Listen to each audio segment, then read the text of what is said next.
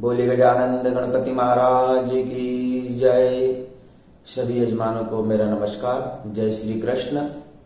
उम्मीद करता हूं कि आप नियमित कथा श्रवण कर रहे हैं और आप धन्यवाद के पात्र भी हैं। जिस तरह आप कथा श्रवण कर रहे हैं इसका लाभ औरों को भी मिले, इसलिए आप इस कथा को लाइक, कमेंट, शेयर करें। अपने सभी पारिवारिक बंधुओं से, इष्ट मित्रों के साथ इस कथा को उनको भी सुनावे, कथा को शेयर करें, लिंक शेयर करें और भगवान के यहाँ दीप प्रज्वलित कर लें। भगवान को तुलसी दल सहित नैवेद्य लगा दें और संकल्प की सुपारी अपने पल्लू में बांध लें, अपने पास में रख ले। हम कथा प्रारंभ करते हैं। बोले पुरुषोत्तम भगवान की जय। आज छठवें दिवस की कथा में हम राजा दृढ़धनवा की कथा को श्रवण करेंगे। पूर्व में हमने द्रौपदी की पूर्व जन्म की कथा को श्रवण करा।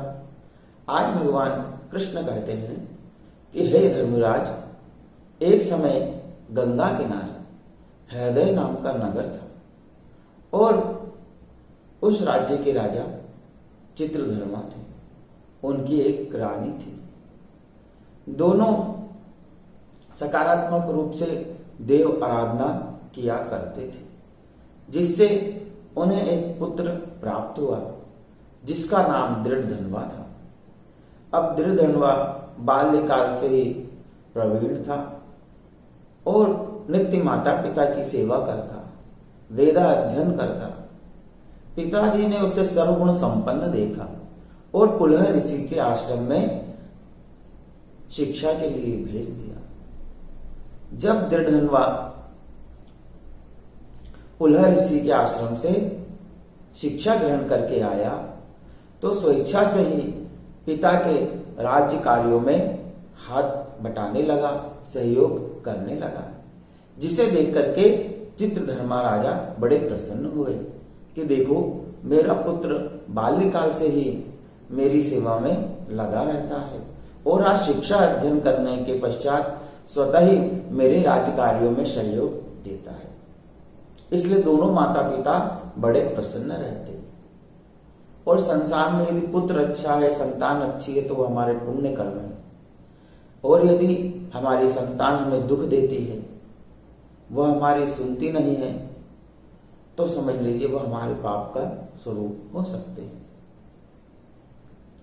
कुछ समय पश्चात राजा चित्रधर्मा ने दृढ़धर्मा को विवाह के योग्य समझा कि अब मेरा पुत्र विवाह के योग्य हो गया है, चलिए अब इसका विवाह मुझे कर देना चाहिए।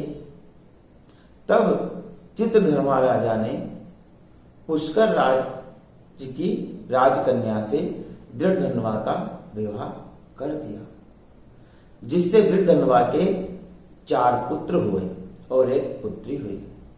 चित्रवा, चित्रकुंडल, मणिमान, चित्रवाह और एक 5वीं कन्या, मतलब 4 पुत्र और एक पुत्री चारुमती उत्पन्न हुई। कुल 5 संतानें उत्पन्न हुई, 4 पुत्र और एक पुत्री।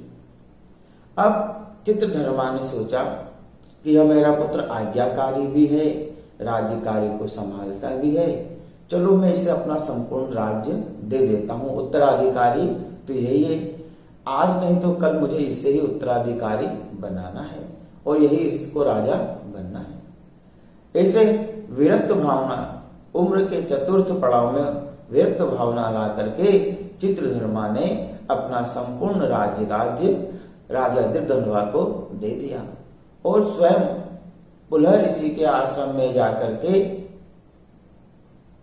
सांसारिक भोगों को त्याग करके मन को तपस्या में लगा करके मोक्ष मार्गी हो गया, अर्थात इस पंच तत्व के शरीर को छोड़ दिया। देखिए, समय आने पर धीरे धीरे हमें सब चीजें छोड़ने का प्रयास करना चाहिए। 30 वर्ष की उम्र तक हमें हर चीज को पाने की लालसा करना चाहिए और उसके बाद धीरे धीरे विरक्ति होना चाहिए। 30 वर्ष की कम उम्र हो गई, अभी तो जिंदगी शुरू नहीं होती है। हम यदि 100 वर्ष की आयु माने तो 50 साल की आयु आधी हो गई। पर कलयुग में 60-70 के आसपास जो समय निकल जाए वो अति उत्तम होता है। पर जब हमें लगे कि हमने सब कुछ पा लिया है तो धीरे धीरे विरक्ति की भावना भी आना चाहिए। विरक्ति भावना का अर्थ ये नहीं कि हम सब कुछ त्याग दें। विरक्ति भावना का अर्थ है कि हम सांसारिक माया मोह को धीरे धीरे विरक्त भावना से छोड़ करके आध्यात्म में रुचि लेने लग जाएं। कथा भागवत सत्संग में इनमें समय व्यतीत करते रहें। पारिवारिक जिम्मेदारी आगे की पीढ़ी को धीरे धीरे समझाते हुए दे देना चाहिए। अब जब राजा दृढ़धनुआ को पता चला कि पुलह ऋषि के आश्रम में मेरे पिता का शरीर छूट गया है, पंचतत्व में वे लीन हो गए हैं, तब उन्हें बड़ा दुख हुआ। फिर उन्होंने अपने पिताजी की श्राद्ध कर्म, पिंडदान आदि जो कर्म पुत्र के होते हैं, तर्पण वगैरह, वो सब कार्य विधिवत पूर्ण करे और अपने पिता के राज्य को विस्तार किया और वह चक्रवर्ती राजा हुआ और प्रत्येक राज्य के राजा उसे कर देने लग गए। अब संसार में दृढ़धनुआ राजा जैसा कोई सुखी नहीं था, क्योंकि चक्रवर्ती राजा था और 4 पुत्र, 1 पुत्री और सुलक्षणा नारी पत्नी थी जो उसकी आज्ञा में, सेवा में हमेशा तत्पर रहते। लोग राजा दृढ़धनुआ के भाग्य की बड़ी बड़ाई करते कि यह पृथ्वी लोक पर मृत्यु लोक में देवता के समान है, ऐसा कोई दुख, ऐसी कोई परेशानी इसके जीवन में नहीं है, इससे यह सर्वगुण संपन्न है और जिसे देख करके लोग वाहवाही करते, गुणगान किया करते थे। इससे भी राजा बड़ा प्रसन्न रहता था। एक समय यह राजा दृढ़धनुआ जंगल में शिकार खेलने गया, आखेट करने गया। तब वह एक मृग के पीछे पीछे घने जंगल में चला गया। अब जब वह घने जंगल में चला गया मृग के पीछे, तो मृग को तीर तो लगा था पर मृग पकड़ाई में नहीं आया था। अब मृग भी कहीं दिखाई नहीं दे रहा था, सेना भी पीछे छूट गई थी और राजा जंगल में प्यास से दुखी हो गया।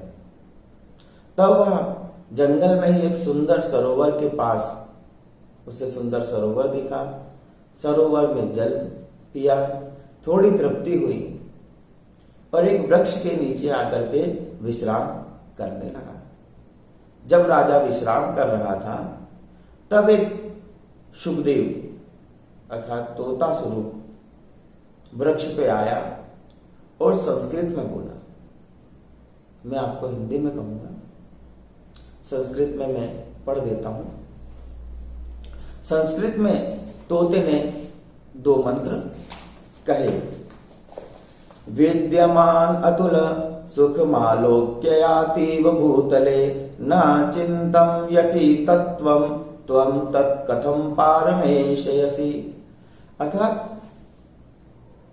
शुकदेव जो तोता था उसने कहा कि हे राजन, पृथ्वी पर तो तुमने अनुपम सुख पाया, पर तत्व से विचार करो कि इस भवसागर से कैसे पार होगे। एक दिन मृत्यु अवश्य होना है। अर्थात जो व्यक्ति संसार में जीवित है उसकी मृत्यु अवश्य होना है। एक समय अवश्य मृत्यु को प्राप्त होगे, तब इस भवसागर से कैसे पार होगे। अब राजा की अंतरात्मा में यह शब्द लग गए और मन में विचार करने लगा कि जब राजा परीक्षित शोक सागर में डूबे थे, भव सागर में डूब गए थे, जीते जी, तब व्यास नंदन सुखदेव जी महाराज बोले, सुखदेव जी महाराज की जय। सुखदेव जी महाराज आए थे और उन्होंने श्रीमद् भागवत का ज्ञान देकर के भव सागर से राजा परीक्षित को निकाला था। कहीं उसी प्रकार यह सुखदेव महाराज तो नहीं है जो मुझे ज्ञान देने आए, पर इनका ज्ञान मुझे उपदेश समझ में नहीं आया। अब राजा बड़े चिंतित हो गए, परेशान हो गए। पुनः अपने राज्य में आकर के अनमने से रहने लगे। देखिए, जब कोई बात हृदय को लग जाती है, समझ में ना आती है, तो उसका उत्तर जब तक हमें नहीं मिलता तब तक हम परेशान रहते हैं, चिंता में मग्न रहते हैं और बात लग ही जाती है। तुलसीदास जी को भी कोई बात लग गई थी, आज राजा दृढ़धनुआ को भी कोई बात लग गई। और बात लगना भी चाहिए, क्योंकि जब तक बात लगेगी नहीं तब तक हम आगे आध्यात्म में आगे नहीं बढ़ पाएंगे। रानी पूछती कि हे राजन, जब से आप शिकार से आए हैं तब से आप दुखी रहते हैं, कुछ बताते क्यों नहीं? और राजा नित्य परेशान रहने लगा। राजा हमेशा दुखी रहता, चिंता में मग्न रहने लगा। अब एक समय राजा के पास वाल्मीकि जी पधारे, जिन्होंने रामायण की रचना करी थी। तब राजा को बड़ी प्रसन्नता हुई कि आज मेरे द्वार पे गुरुदेव आए हैं। गुरुदेव का आगे होकर के स्वागत सत्कार किया, उच्च आसन पे विराजमान किया। संत समागम हरि कथा, तुलसी दुर्लभ होए, सुतदारा अरु लक्ष्मी के, पापी के भी होए। संत समागम हरि कथा, तुलसी दुर्लभ होए। संत समागम हरि कथा, तुलसी दुर्लभ होए, सुतदारा और लक्ष्मी पापी के भी हो। तब राजा दृढ़धनुआ कहने लगा, आज प्रभु की कृपा भयउ सब काजू, जन्म हमार सफल बाजू। अर्थात आज मेरा जन्म सफल हुआ, मुझे आज आपके दर्शन हुए। तब राजा ने बड़ी आवभगत वाल्मीकि जी महाराज की करी और वाल्मीकि जी बड़े प्रसन्न हुए कि राजन, जैसा मैंने तुम्हारे बारे में सुना था तुम वैसे ही हो। अर्थात तुम्हारी कीर्ति चारों तरफ फैली है और तुम्हारा आचरण देवताओं के तुल्य है और तुम इस मृत्यु लोक में देवताओं के समान हो। तब राजा ने कहा, हे महाराज, हे गुरुवर, आपके आशीर्वाद से ही आज मैं धन धान्य संतान से परिपूर्ण हूं। तब वाल्मीकि जी कहने लगे, राजन, आज आपके चेहरे पर चिंता क्यों दिखती है? नहाए के बाल और खाए के गाल अलग दिख जाते हैं। जो व्यक्ति नहाया होगा तो बाल से पहचान हो जाती, पुरानी कहावत, और खाए पिए व्यक्ति के गाल अलग दिखने लगते हैं। तो राजन, आज आप क्यों दुखी दिखाई देते हैं? इतना सब कुछ है पर चिंता किस बात की चिंता है? तब दृढ़धनुआ राजा ने कहा कि हे महाराज, मैं एक अभी जंगल में शिकार खेलने गया था और पूरा वृत्तांत बताया कि एक सुखदेव ने, एक तोते ने मुझे उपदेश दिया कि इस संसार में तो सब कुछ है पर इस भव सागर से कैसे पार हो गए जब मौत आएगी। अब मैं भव सागर से कैसे प्राप्त मुक्ति होगी, और मौत अवश्य आनी है और मौत का भय तो सबको ही होता है, परंतु मुझे मौत का भय नहीं है। पर मौत तो आनी, पर इस भव सागर से मैं कैसे दूर हो सकता हूं, आप कृपया करके मुझे बताएं। मैं किसी प्रकार का पाप कर्म नहीं करता। और उस सुखदेव जी महाराज का, उस तोते का क्या उपदेश था, कृपया करके मुझे विस्तार से बताएं, क्योंकि आप त्रिकालज्ञ हैं, आप भूत भविष्य वर्तमान को जानने वाले हैं, जभी तो आपने रामायण की रचना करी है। कृपया करें, क्योंकि संत यदि कृपा कर दे तो भगवान को भी कृपा करनी पड़ती है। तब वाल्मीकि जी महाराज ने प्राणायाम करके, ध्यानस्थ होकर के राजा के पूर्व जन्म की बातों को ध्यान लगाया। कुछ क्षण पश्चात वाल्मीकि जी कहते हैं, राजन, सुखदेव जी के जो उपदेश हैं वो आपके पूर्व जन्म से संबंधित हैं। पूर्व जन्म में तुम द्रविड़ देश में उत्पन्न हुए थे। सुदेव नाम के ब्राह्मण थे और गौतमी तुम्हारी पत्नी थी। तुम प्रतिदिन वेद अध्ययन करते और कराते थे, वेदाचार के अनुसार अपना जीवन यापन करते थे और आपका जीवन बड़ा सात्विक था। और गौतमी पत्नी जो आपकी थी वह भी पतिव्रत धर्म का पालन करती हुई नित्य आपकी सेवा में लगी रहती, पर भाग्यवश आपके कोई संतान नहीं थी। आप हमेशा इस कारण थोड़े दुखी रहते और कहते जप तप यज्ञ हवन दान पुण्य यह सब परलोक में सुख देते हैं, पर संतान हो तो वह जीते जी इसी लोक में सुख देती है। और देखो हाय किस्मत, मुझे इस लोक में सुख नहीं मिला, अर्थात मेरे कोई संतान नहीं है, मेरे कोई पुत्र नहीं है। तब आपकी पत्नी गौतमी आपको कई प्रकार से समझाने का प्रयास करती कि देखो संतान हो तो अति उत्तम बात है, न हो तो भी कोई बात नहीं, क्योंकि जो सुख भाग्य में नहीं है वह हमें नहीं मिल सकता।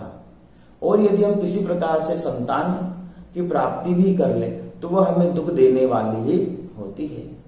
अर्थात यदि हमें सुख मिलना है तो अवश्य मिलेगा, और यदि सुख नहीं भी मिलना, सुख नहीं लिखा है किस्मत में, तो संतान होने के बाद भी उस संतान का सुख हमें नहीं मिलेगा। पर आपको हमेशा संतान की चिंता लगी रहती, इससे आप बड़े दुखी रहते। एक समय आपने और आपकी पत्नी ने आपके कहने पर साथ में दोनों ने जोड़े से, अर्थात सुदेव ब्राह्मण और गौतमी पत्नी, दोनों ब्राह्मण ब्राह्मणी ने भगवान विष्णु की कठोर तपस्या करी। कठोर तपस्या का भाव यह कि 4000 वर्ष तक उन्होंने तपस्या करी। अब देखिए 4000 वर्ष तक कठिन तपस्या बहुत मुश्किल होती है, हमसे 3 घंटे नहीं बिठाता एक आसन पे, फिर 4000 वर्ष तक भगवान की तपस्या करना बहुत ही दुर्लभ बात है।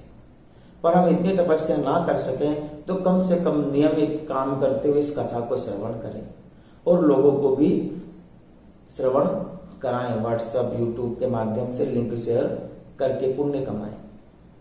अब जब 4000 वर्ष व्यतीत हो गए तब भगवान विष्णु बड़े प्रसन्न हो गए कि देखो ये मेरे लिए तप कर रहा है, और भगवान का आसन डोलने लगा और साक्षात लक्ष्मी नारायण भगवान वहां पर प्रकट हो गए। बोले लक्ष्मी नारायण भगवान की जय। अब भगवान नारायण प्रकट हो गए और कहा सुदेव ब्राह्मण, मैं तुम्हारी पूजा से, मैं तुम्हारी तपस्या से बड़ा ही प्रसन्न हूं, तुम वर मांग लो, जो तुम्हें चाहिए मैं वर अवश्य कह रहा हूं, अवश्य दूंगा। तब सुदेव ब्राह्मण आंखों में प्रेमाश्रु लेते हुए हाथ जोड़ करके भगवान को दंडवत करने लगा। बोलिए पुरुषोत्तम भगवान की जय। तो छठे दिन की, छठे अध्याय की कथा यहीं तक होती है। आगे की कथा हम 7वें दिन में श्रवण करेंगे। अभी तक चैनल को यदि आपने सब्सक्राइब नहीं किया हो तो कृपा करके सब्सक्राइब करें, लाइक कमेंट शेयर अवश्य करें।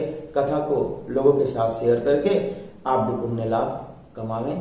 आगे कथा हम 7वें दिन की श्रवण करेंगे। जय श्री कृष्ण।